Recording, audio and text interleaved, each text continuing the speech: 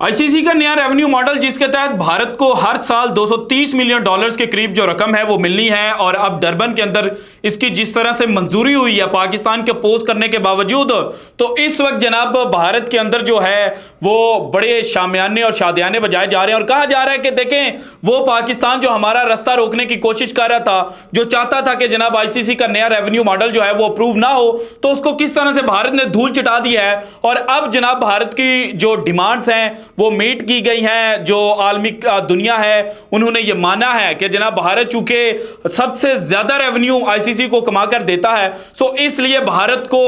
One and only जो cricket का जनाब देवता है या क्रिकेट का डॉन है वो समझ लेना चाहिए। सो जनाब भारतीय मीडिया जो है वो इस वक्त रेवेन्यू मॉडल पर तो शामियाने और शादियाने बजा रहा है, लेकिन एक खबर जो इस आईसीसी की मीटिंग में हुई और जिस पर भारत को पाकिस्तान ने नाकुचने चुवाए थे, वो जानबूझकर जनाब जो है वो रिपोर्ट ही नहीं की जा रही और वो खबर जो रेवेन्यू मॉडल एक्सेप्ट हुआ है उससे कई गुना बड़ा है, क्योंकि भारत जो आइंदा चंद सालों में आईसीसी को एक जनाब छोटी सी जो कूजा होता है उसमें बंद करने का प्लान बना रहा था और जो आलमी दुनिया है, जो क्रिकेटिंग वर्ल्ड है, उसको अपने जनाब जेरे साया करने का प्लान बना रहा था, वो पाकिस्तान ने बिल्कुल चौपट करके रख दिया है। सो एग्जैक्टली आईसीसी के अंदर जहां भारत को एक जानब जीत मिली है जिस पर मिठाइयां बांटी जा रही हैं, तो दूसरी जानब किस तरह से जनाब जो भारत को करारी हार है वो मिली है, ये आज की वीडियो में मैंने आपके सामने रखना है। लेकिन सबसे पहले देखें कि आईसीसी की जो एनुअल मीटिंग है वो डरबन के अंदर जारी थी। 10 जुलाई से लेकर 13 जुलाई तक जो है ये मीटिंग जारी रही। इसमें 4 बड़े फैसले किए गए। 3 फैसले जो हैं वो भारतीय मीडिया रिपोर्ट कर रहा है, लेकिन चौथे फैसले को रिपोर्ट नहीं किया जा रहा। जो पहला फैसला रिपोर्ट किया जा रहा है वो ये है कि जनाब जो मेंस एंड वुमेन्स टीमें होंगी वो वर्ल्ड कप हो या चैंपियंस ट्रॉफी हो या जो आईसीसी के इवेंट्स दोनों टीमें खेलेंगी मेंस एंड वुमेन्स, उनको इक्वल अमाउंट ऑफ मनी जो है वो मिलेगी। बड़ा अच्छा फैसला है जनाब। जो वुमेन्स के हवाले से बातें की जाती थी कि जनाब उनको बहुत कम वेज जो है वो मिलती है, सो अब वो बातें नहीं होंगी। उसके बाद जो दूसरी बात की जा रही है वो की जा रही है कि जनाब जो टेस्ट क्रिकेट के अंदर जो लेट ओवर रेट का रूल है, यानी कि आपने एक मखसूस वक्त के अंदर जो ओवर्स हैं वो पूरे नहीं किए तो पहले टीमों को जनाब बड़े बड़े भारी जो जुर्माने हैं वो हो जाते थे, अब वो भी रूल जो है वो चेंज कर दिया गया है। और तीसरा जो जिस पर भारतीय भंगड़े डाल रहे हैं वो ये है कि जनाब न्यू फाइनेंशियल मॉडल जो है वो अप्रूव हो गया। पहले भारत को जनाब 2017 से लेकर 2023 तक जो रेवेन्यू मॉडल था इसके मुताबिक एनुअली 23 पॉइंट समथिंग जो है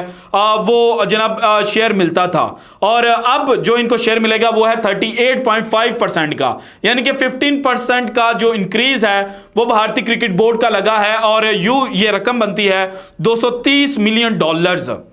और पाकिस्तान को मुकाबले में जो रेवेन्यू शेयर के अंदर पाकिस्तान का जो परसेंटेज इंक्रीज हुई है वो हुई है तकरीबन 50% की, यानी कि जनाब पाकिस्तान को 2017 से लेकर 2023 तक जो रेवेन्यू मॉडल था उसके तहत मिलते थे 17 से 18 मिलियन डॉलर्स, लेकिन अब पाकिस्तान को मिलेंगे 34.5 मिलियन डॉलर्स, जो कि जनाब बनता है 5.5% जो टोटल रेवेन्यू शेयर है उसका। और पाकिस्तान जनाब भारत, ऑस्ट्रेलिया और इंग्लैंड के बाद चौथा बड़ा मुल्क है। अब पाकिस्तान का यहां पे एतराज था, अभी जिस बात पे भारत को मुंह की खानी पड़ी है ना वो मैं बताता हूं, लेकिन जनाब हुआ क्या कि पाकिस्तान को इस मॉडल पर इतराज था। नजम सेठी साहब जो पाकिस्तान क्रिकेट बोर्ड के एक्स चेयरमैन हैं उन्होंने बड़ा कैटेगोरिकली बोला था कि जनाब 2 से 3 क्रिकेट बोर्ड जो हैं वो मेरे साथ राब्ते पर हैं और उनको ये जो नया आईसीसी का फाइनेंशियल मॉडल है ना ये मंजूर नहीं है और यानी कि काबिल कबूल नहीं है। सो हम कोशिश ये करेंगे कि ये मंजूर ना हो। पाकिस्तान क्रिकेट बोर्ड के अंदर जिस तरह से पिछले जनाब 15 से 20 दिनों के अंदर चेंजेस देखने को मिली, सो पाकिस्तान उस तरह से वो जो बोर्ड से उनको अट्रैक्ट नहीं कर सका, उनको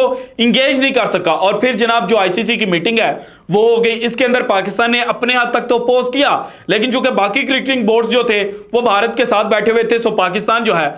उसकी जो बात है वो नहीं मानेंगे और पाकिस्तान ने ये कहा कि जनाब इसको नेक्स्ट जो आईसीसी की मीटिंग है तब तक अप्रूवल ना दिया जाए ताकि मजीद चीजें जो हैं वो क्लियर हो जाएं। लेकिन जिस तरह से कहा जाता है कि जनाब जो आईसीसी है वो भारत की कॉलोनी है, आईसीसी जो है वो वही काम करता है जो भारत उसको कहता है, सो आईसीसी की जो बाकी मेंबर्स थे और जो जनाब जिनको रेवेन्यू में अच्छा खासा शेयर मिल रहा था और जो छोटे मुल्क थे जिनको भारत ने पैसे का लालच दिया, उन्होंने भारत का साथ दिया और पाकिस्तान अकेला तनहा रह गया। और बिल्कुल 2013 में जिस तरह हुआ था उस तरह से पाकिस्तान के साथ हो गया। अब इस चीज पर शामियाने और शादियाने बजा रहे हैं। लेकिन एक और बात है कि भाईजान यहां पर जो आईसीसी की एनुअल मीटिंग हुई है, इसमें जो ग्रोइंग टी20 लीग्स हैं इसके हवाले से भी एक फैसला हुआ है और यह भारत के लिए खतरे की घंटी है। देखें, भारतीय क्रिकेट बोर्ड के पास पैसा कहां से आया? जो भारत है उसने पैसा कमाना शुरू किया है इंडियन प्रीमियर लीग से। इंडियन प्रीमियर लीग के अंदर जो फ्रेंचाइजेस हैं, वो जो प्लेयर्स खरीदती हैं, मार्की प्लेयर्स खरीदे जाते हैं उनको। एक तो जो फुटबॉल की लीग्स हैं या जिस तरह से बास्केटबॉल की लीग जनाब यूएसए में खेली जाती है, उससे बहुत कम जो पैसे हैं, परसेंटेज जो बनती है वो दी जाती है और ज्यादातर पैसा जो है वो भारतीय क्रिकेट बोर्ड और भारत की जो फ्रेंचाइजेस हैं वो अपनी जेब में डाल लेती हैं। हत्ता के जो पैसे हैं वो प्लेयर्स के नाम से कमाए जाते हैं। सो भारत जो प्लान कर रहा था, अब जो भारत के जो फ्रेंचाइज ओनर्स हैं उन्होंने डिफरेंट लीग्स जो हैं उनके अंदर जो फ्रेंचाइजेस हैं वो एक्वायर कर ली हुई थी। और जब आईपीएल अभी चल रहा था उसके दौरान ये खबरें आई थी कि जो इंग्लैंड के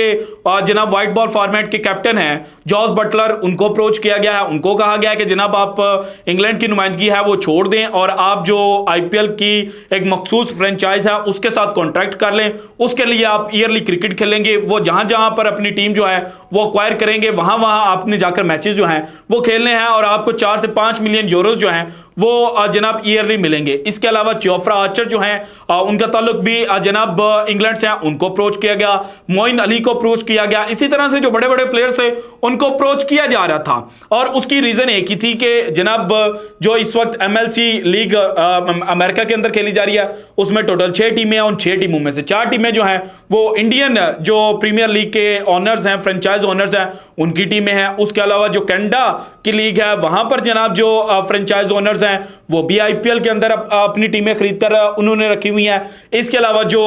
दुबई की यानी कि एमिरेट्स की लीग है उसके अंदर भी 6 टीमें और मेजॉरिटी टीमें जो हैं वो आईपीएल बेस्ड फ्रेंचाइजेस हैं। सो भारत एक पूरा प्लान जो है वो तैयार कर चुका था, लेकिन अब जनाब आईसीसी ने इसके ऊपर जो कैप है वो लगा दी है और आईसीसी ने कहा बंदे के पुत्र बने और होगा ये कि इन फ्रेंचाइजेस की तरफ से जो प्लेयर्स खेलेंगे उनकी मैक्सिमम तादाद होगी, यानी कि फॉरेन प्लेयर्स की 4 से ज्यादा आप खिला नहीं सकते। अब जनाब दुबई की जो लीग थी उसमें 6 से 9 खेलते थे, एमएलसी जो है उसके अंदर भी इतनी तादाद है, कनाडा के अंदर 9 खेलते थे। सो उन्होंने कहा है कि आप जो फॉरेन प्लेयर्स हैं उनको अट्रैक्ट लाजमी करें, लेकिन जो रिटायर्ड और नॉन रिटायर्ड इंटरनेशनल क्रिकेट खेलने वाले प्लेयर्स हैं और फॉरेनर्स हैं उनकी मैक्सिमम तादाद एक टीम के अंदर हो सकती है 4। और इसके अलावा जो लीग जिस प्लेयर को खरीदेगी उस प्लेयर का जो क्रिकेटिंग बोर्ड होगा उसको जिस जनाब जो पैसे पर खरीदा जाएगा उसका 10% जो है वो उस बोर्ड को देना है। अब जनाब यहां पर भारत ने इस चीज को बड़ा अपोज किया था, साथ जो छोटे मोटे थोड़े बहुत मुल्क हैं उनको भी अपने साथ मिलाया और उनको कहा कि जनाब हम तो ये नहीं होने देंगे, ये तो बड़ा खतरनाक है। और पहले दिन जो वोटिंग हुई उस पर जनाब जो भारत है वो जीत भी गया, लेकिन अगेन इस पर डिस्कशन हुई और उस डिस्कशन के बाद भारत को मुंह की खानी पड़ गई और ये बात डिसाइड हुई कि भाईजान जो प्लेयर कैप है वो लगाना बहुत ज्यादा जरूरी है। और यूं भारत की जो तमन्नाएं थी, जो ख्वाहिशें थी, वो मिट्टी में मिल गई। So this is it from today's episode. अगर आपको वीडियो पसंद आई तो लाइक कीजिएगा, ज्यादा से ज्यादा शेयर कीजिएगा, अपनी कीमती राय का इजहार लाजमी कीजिएगा और अगर आपने अभी तक चैनल को सब्सक्राइब नहीं किया तो कर दें। शुक्रिया, अल्लाह हाफिज।